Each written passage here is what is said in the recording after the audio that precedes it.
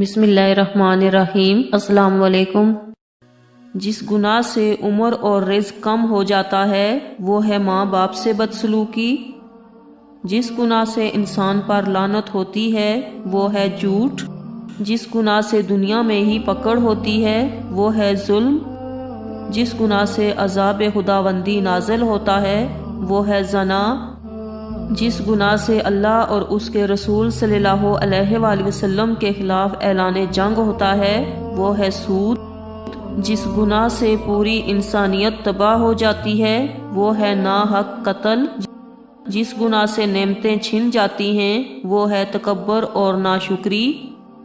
جس گناہ سے دعائیں قبول نہیں ہوتی وہ ہے حرام کھانا۔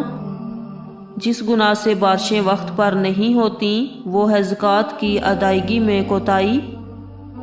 اور جس گناہ سے رب ناراض ہو جاتا ہے وہ ہے باپ کو ناراض کرنا۔